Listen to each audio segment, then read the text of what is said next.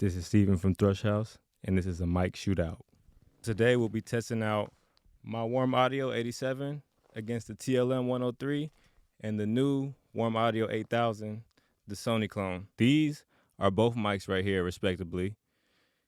I mean, the Warm Audio looks cooler, but I know Neumann really does their thing. So, I mean, I'm not trying to go off of looks, but the Warm Audio is killing it.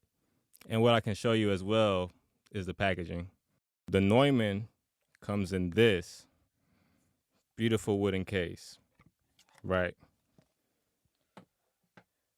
But the WA8000 comes with this, a big old briefcase with a whole bunch of goodies. I know if I wanted a shock mount from Nuemann, I think it was like $150, $250 just for the shock mount. So, I mean, if either one of these was gonna ask me on a date, I'd go out with Warm Audio just off of presentation. But this is about sound. But just to let you know what goodies come with it. The reason I'm doing a mic shootout on these two mics is because I'm looking for a more vocal mic, something that boosts air. And I feel like my 87, it has like a dark tone, you know, a lot of body. And I feel like I spend a lot of time trying to cut in my EQ and stuff like that before I can get creative. And sometimes I don't like to use a template. So if I can have a good, clear start, it can help me be creative faster and make those tracks unique. Now, without further ado, the sound test.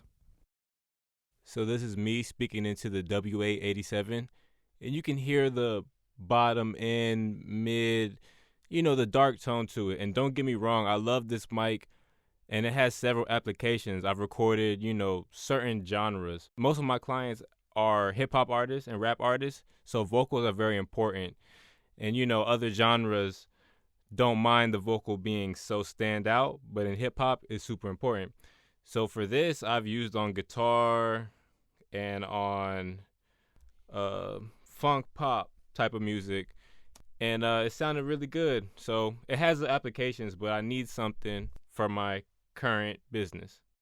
Now I'm speaking into the TLM103, and unfortunately I have to hold it because it didn't come with a shock mount and it wasn't adaptable to my Warm Audio one that was on the 87.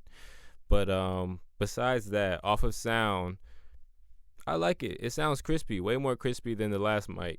I feel like it might taint the experiment a little bit because it's not mounted and it doesn't have a pop filter in between us. But I do feel like I can hear the quality and I can hear the difference between the last mic. So let's go on to the next one. Now I'm speaking into the Warm Audio clone, and I will say this thing sounds pretty good. Crazy, like, yeah, it sounds pretty good.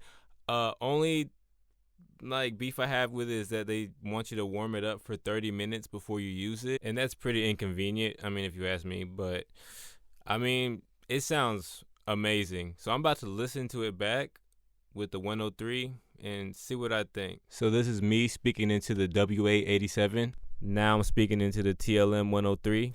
Now I'm speaking into the Warm Audio clone. So I guess it's safe to say who won that. I mean, Warm Audio showed out.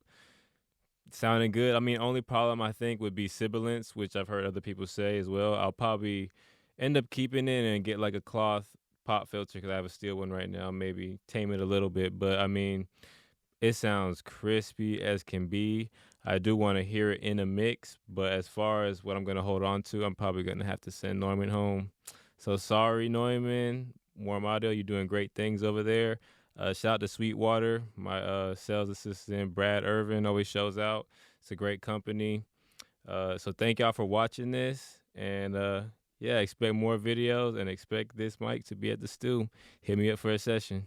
Peace.